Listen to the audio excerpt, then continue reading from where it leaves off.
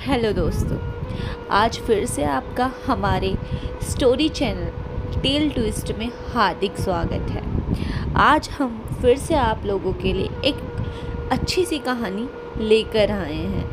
Please आप उसे ध्यान से सुनिएगा। तो शुरू करते हैं अपनी कहानी। उनकी निगाहों में जाने कितने ही रंग समाये हैं, पर हर रंग में मुझे अपना ही अक्स नजर आता है। राहुल ने एकटक प्रीति को देखते हुए कहा तो वह हंस पड़ी। चलो आज तुम्हें अपने पेरेंट्स से मिलवाएं। राहुल ने प्रीति का हाथ थामकर फिर से कहा। प्रीति खुशी से चीख पड़ी। सच? खुशी के उसके चेहरे पर शर्म की लाली बिखर गई। माहौल में और भी रंग भरते हुए राहुल ने कहा, सोचता हूँ लगे हाथ उनसे हमारी शादी का दिन भी तय करवा लूं। प्रीति ने होले से पलके उठाते हुए कहा, सीधे सीधे कहो ना कि तुम मुझे प्रपोज कर रहे हो। इतना अलग अंदाज में तो कभी किसी ने किसी को प्रपोज नहीं किया होगा। प्रीति की बात सुनकर राहुल हंस पड़ा और गंभीर होकर बोला, सच प्रीति, बहुत प्यार करने लगा हूँ तुम्हें और तुमसे जुदा होकर जीने की बात सोच भी नहीं सकता। इसलिए चाहता हूँ जल्द से जल्द हमारे रिश्ते को घर वालों की भी मंजूरी मिल जाए। ज़रूर मिल जाएगी। तुम बताओ कब चलना है? कल कैसा रहेगा? एक्चुअली कल संडे है। सुबह निकलेंगे तो शाम से पहले ही लखनऊ पहुँच जाएंगे, फिर संडे वापस दिल्ली। Very good. मैं इंडियन ड्रेस पहनकर चलूँगी ताकि तुम्हारे पेरेंट्स को एक नज़र में ही पसंद आ जाऊँ। कहकर उसने अपना सिर राहुल के कंधे पर टिका लिया। राहुल और प्रीति एक ही ऑफिस में पिछले 4 सालों से एक साथ काम कर रहे हैं। प्रीति पटना की है और दिल्ली में पढ़ाई के साथ पार्ट टाइम जॉब करती है। इधर राहुल भी लखनऊ से अपने सपनों को पूरा करने दिल्ली आया हुआ है। दोनों इतने दिनों से साथ हैं, एक दूसरे को पसंद भी करते हैं, पर आज पहली दफ़ा राहुल ने साफ तौर पर प्रीति से दिल की बात कही थी। दोनों के दिलों में सुनहरे सपने की दुनिया में खो गए थे। अगले दिन सुबह सुबह ट्रेन थी। प्रीति ने एक सुंदर हल्के नीले रंग का फ्रॉक सूट पहना, उस पर गुलाबी रंग का काम किया हुआ दुपट्टा लिया, माथे पर नीले रंग की बिंदी लगाई, होठों पर हल्का गुलाबी लिपस्टिक लगाकर बालों को खुले छोड़ दिया। हाई हील्स पहनकर जब वह राहुल के सामने आई तो वह आहें भरते हुए बोला, आज तो मेहताब जमीन पर उतर आया है। साथ साथ चलेगी रोशनी सारी रात। मिस्टर शायर, आप कहें तो हम प्रस्थान करें? मुस्कुराकर प्रीति ने कहा और दोनों एक दूसरे का हाथ पकड़े आगे बढ़ गए। पूरे रास्ते आने वाले जीवन के सपने देखते रहे। घर पहुंचकर राहुल ने बेल बजाई तो प्रतिभा का दिल धड़क उठा। वह पहली बार अपने होने वाले सास ससुर से मिलने आई थी। दरवाज़ा राहुल की माँ ने खोला। पीछे से उसके पिता भी आ गए। प्रीति ने जल्दी से दुपट्टा सिर पर रखकर सास ससुर के पैर छुए और आशीर्वाद लिया। सास ने उसे गले से लगा लिया और प्यार से अंदर ले आई। इधर प्रीति इस बात को लेकर चकित थी कि वह पहली बार मिलने के बावजूद उसे राहुल के माता पिता का चेहरा जाना पहचाना सा क्यों लग रहा है। वह असमंजस की स्थिति में थी। थोड़ी देर की बातचीत के बाद आखिरकार उसने अपने मन की बात बोल ही दी। इस पर राहुल के पिता एकदम हड़बड़ा से गए, मगर जल्दी ही संभलते हुए बोले, देखा होगा बेटी तुमने कहीं आते जाते। फिर बात बदलते हुए पूछने लगे, तुम पटना में कहाँ रहती हो? जी कंकर बाग में। जवाब देकर प्रीति ने फिर सवाल किया, पर अंकल आप दोनों तो लखनऊ में रहते हो और दिल्ली में आप कभी राहुल से मिलने दिल्ली भी नहीं आए। फिर भी मैंने आप दोनों को कहाँ देखा होगा। राहुल की माँ ने बात को संभालने की कोशिश की और बोली, बेटी, एक जैसे चेहरे वाले भी बहुत से लोग होते हैं। वह सब छोड़ और यह बता कि तुझे क्या पसंद है, वही बना देती हूँ। प्रीति तुरंत उठ गई और बोली, अरे आंटी, आप बैठो, मैं बनाती हूँ ना। इसके बाद प्रीति ने कोई सवाल नहीं किया। खाते पीते और बात करते कब रात हो गई पता ही नहीं चला। सास ने प्रीति को अपने कमरे में सोने के लिए बुला लिया। प्रीति ने टेबल पर रखी तस्वीर देखते हुए पूछा, आंटी जी, आपने पुरानी तस्वीरें दिखाई है ना, और आप दोनों की शादी की तस्वीर भी। अरे बेटे, अब पुरानी तस्वीरें कौन निकाले, अंदर कहीं संदूक में पड़ी होंगी। और वैसे भी हमने कोर्ट मैरिज की थी। Court marriage? क्या बात है आंटी, उस जमाने में आपने कोर्ट मैरिज कर ली। अब चलो सो जाओ प्रीति, पुरानी बातें याद करने से क्या फ़ायदा, कहकर सास करवट बदलकर सो गई। इधर प्रीति सोच में डूबी रही। अगले दिन दोनों दिल्ली के लिए वापस रवाना हो गए।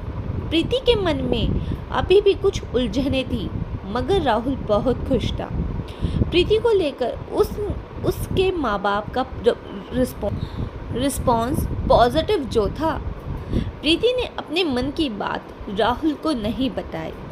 वह उसकी खुशी में खराब नहीं करना चाहती थी। दिल्ली पहुंचकर प्रीति ने नेट पर खोज खबर निकालने की कोशिश की, मगर कुछ नहीं पता चला। फिर उसने राहुल के माँ बाप के साथ अपनी फ़ोटो अपने पेरेंट्स को शेयर की और लिखा, यह फ़ोटो मेरे सबसे अच्छे दोस्त के मम्मी पापा की है। उसने पहली बार मिलने के बावजूद उनका चेहरा जाना पहचाना सा लगा। क्या आप इन्हें पहचानते हैं? प्रीति के पिता ने जवाब दिया, चेहरे पहचाने से तो लगते हैं, पर याद नहीं आता कि कौन है। जवाब पढ़कर प्रीति चुप रही। धीरे धीरे यह बात उसके दिल दिमाग में उतरने लगी। कुछ दिन बाद गर्मियों की छुट्टी में प्रीति अपने घर पटना जाने की तैयारियां शुरू कर दी। पटना जाने को लेकर वह उत्साहित थी, मगर राहुल से बिछड़ने के एहसास से मन भारी भी हो रहा था। किसी तरह राहुल से विदा लेकर वह ट्रेन में बैठ गई। सारे रास्ते वह राहुल और अपने रिश्ते को लेकर सोचती रही। अब वह राहुल के बिना जीने की कल्पना भी नहीं कर सकती थी। पिछले कुछ दिनों में राहुल उसके दिल के बहुत करीब आ गया था। पटना जंक्शन पर उतरते ही उसका दिमाग दिल्ली की गलियारों को भूलकर पटना की सड़कों पर आ टिका। अपने घर के आगे रुकते ही पुराने समय आंखों के आगे नाचने लगा। जब स्कूल में पढ़ने वाली प्रीति अपने घर आंगन को गुलजार रखती थी, वह अपने मम्मी पापा की इकलौती लाडली बिटिया जो थी। दरवाज़ा खोलते ही माँ ने उसे गले से लगा लिया। अपने घर का दरवाज़ा खुलते ही पुरानी यादों के साए में फिर से उसके मन को छूने लगे। बैग एक कोने में पटक कर वह बिस्तर पर लुढ़क गई। 2 दिन प्रतिभा ने जमकर आराम किया और मम्मी पापा को अपनी नई जिंदगी से जुड़े किस्से सुनाए। तीसरे दिन वह थोड़ी एक्टिव हुई और घर की सफाई करने लगी।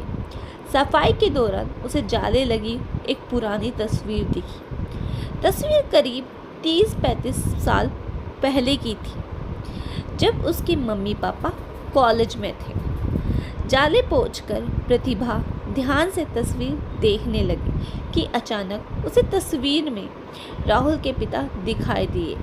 हालांकि वह काफ़ी बदले हुए नज़र आ रहे थे, मगर वह उनका चेहरा एक नज़र में ही पहचान गई। बगल में ही राहुल की माँ भी दिखाई दी। प्रीति को अब सारी बात समझ आने लगी कि क्यों उसे उन दोनों के चेहरे जाने पहचाने लग रहे थे।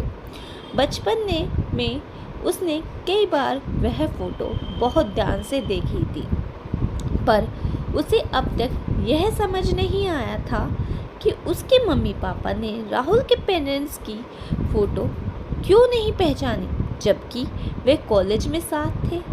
काफ़ी देर तक प्रीति यह सब सोचती रही। तभी उसे सरला काकी का ख्याल आया। उसके परिवार के साथ उनका रिश्ता बहुत पुराना था। प्रीति ने अपने साथ वह तस्वीर भी ले ली। सरला आंटी का बेटा सुजय उसका बचपन का साथी था। सरला काकी के उसे देखते ही गले से लगा लिया। कुछ देर बैठने के बाद प्रीति ने वह तस्वीर निकाली और काकी को दिखाई। काकी तुरंत तस्वीर पहचान गई। तब प्रीति ने राहुल के पेरेंट्स की तस्वीर दिखाई जिसमें वह भी थे। इस तस्वीर को देखकर काकी चौंकी और फिर बोली, अरे तुम मुकुंद और सुधा से कब मिली? वे दोनों कैसे हैं बेटा? आप जानती हैं इन्हें? हाँ मेरी बच्ची, वे तस्वीर दिखा अपने मम्मी पापा वाली, उसमें भी तो वे दोनों खड़े हैं ना। पर मम्मी पापा ने तो इन्हें पहचाना ही नहीं। प्रीति की बात सुनकर काकी थोड़ी गंभीर हो गई। फिर बोली, कैसे पहचानेंगे? उसका घर जो जलाया था तेरे पापा ने। घर जलाया था? पर क्यों काकी? क्योंकि उस वक्त तेरे पापा की बुद्धि मारी गई थी। सरपंच के इशारों पे चलते थे। सरपंच ने आदेश दिया था कि उनकी बिरादरी का लड़का एक दलित लड़की से शादी नहीं कर सकता। सुधा दलित थी ना। सरपंच ने लठैतों को भेजा उसका घर जलाने को। बस तेरे बाप भी निकल लिया साथ में। यह भी नहीं सोचा कि वह अपने दोस्त का घर जलाने जा रहा है। उसकी आंख तो तब खुली जब उनकी पुश्तैनी घर पूरी तरह जलने के बाद सरपंच के लड़के ने मुकुंद के बूढ़े माँ बाप को भी मार डाला। छोटी बहन को घर में जिंदा जला दिया। यह सब देखकर तेरे बाप की रूह कांप कर उठी और उसने उसी दिन से सरपंच का साथ पूरी तरह छोड़ दिया। इधर मुकुंद और सुधा किसी तरह अपनी जान बचाकर कहीं भाग गए। वे कहाँ गए, उनके साथ क्या हुआ, ये कोई नहीं जानता। प्रीति चुपचाप काकी से यह बीती कहानी सुन रही। उसकी आंखों के आगे सब कुछ स्पष्ट हो चुका था। क्या आप मुझे उनका जला हुआ घर दिखा सकती हैं? बेटा, उनका पुश्तैनी घर तो सालों पहले खंडर में तब्दील हो चुका है और आज तक खंडर ही है। कोई नहीं जाता उधर। तू कहती है तो मैं सुजय को भेजती हूँ तेरे साथ। प्रीति सुजय के साथ उस खंडरनुमा घर को देखने पहुंची। टूटी जली इमारतें, खाली पड़े आधे अधूरे कमरे, दरकी हुई दीवारें, दम घोटता वीरानापन, सब चीख चीख कर उस शायद काली रात का दर्द बयां करते दिखे। प्रीति ने मोबाइल से तस्वीरें खींची। एक एक जगह जाकर उस दर्द को महसूस किया। फिर अपने घर लौट आई। दिल्ली आकर वह राहुल के पिता से मिली और भरी आंखों से उन्हें धन्यवाद कहा तो उन्होंने चौंकते हुए प्रीति की ओर देखा। प्रीति ने कहा, अंकल, मैं पटना के कड़कड़ बाग में उसी मोहल्ले में रहती हूँ जहाँ कभी आप दोनों भी इतनी मुसीबतें आने के बाद भी आपने आंटी का साथ नहीं छोड़ा, अपने प्यार को निभाया, इतनी हिम्मत दिखाई। You are great uncle. उसकी बातें सुनकर राहुल के पिता की आंखें भर आई। वे समझ गए थे कि जो राज उन्होंने बेटे से भी छुपाया वह सब बहू जान चुकी है। राहुल के पिता ने प्रीति के सर पर आशीर्वाद का हाथ रखा और फिर भोले से मुस्कुरा दिए। प्रीति ने फैसला कर लिया था कि वह जल्द ही राहुल से शादी कर लेगी, मगर अपने पिता को इस शादी में नहीं बुलाएगी। राहुल से भी सच्चाई छुपा कर रखेगी। इस बीच मम्मी ने फ़ोन पर बताया अगले सप्ताह पापा का कैटरेक्ट का ऑपरेशन होने वाला है। यह सुनकर उसने राहुल से बात की और उसे कोर्ट मैरिज के लिए तैयार कर लिया। कुछ खास लोगों की उपस्थिति में कोर्ट मैरिज करके आर्य समाजी तरीके से शादी करना तय हुआ। प्रीति ने जानबूझकर शादी की तारीख 15 दिन बाद की रखवाई, जब उसके पापा का ऑपरेशन हो चुका हो।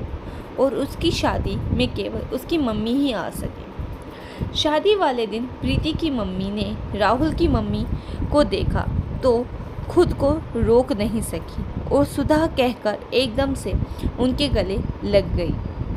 30 साल पुरानी सहेलियां जो मिली थी, राहुल के पिता भी प्रीति की मां को देखकर चकित थे। तीनों भीगी पलकों से पुराने दिन याद करने लगे। नियत समय पर शादी भी हो गई। सारा कार्यक्रम अच्छी तरह निपट गया। प्रीति की मम्मी अब घर लौटने वाली थी। ट्रेन में बैठने से पहले उन्होंने प्रीति को गले लगाया और रोती हुई बोली, बेटा मैं समझ गई हूँ कि तूने ऐसा इंतज़ाम क्यों किया ताकि केवल मुझे ही शादी में बुलाना पड़े। देख बेटा, तेरे पापा के हाथों तेरे सास ससुर के साथ गलत हुआ था, मैं ये मानती हूँ, मगर उसी दिन से तेरे पापा बिल्कुल बदल भी गए और उन्हें अपने किए पर बहुत पछतावा भी है। मुझसे शादी होने के बाद उन्हें प्यार की गहराई का एहसास भी हो चुका है। जानती है, मैं जब आ रही थी तो तेरे पापा ने क्या कहा था?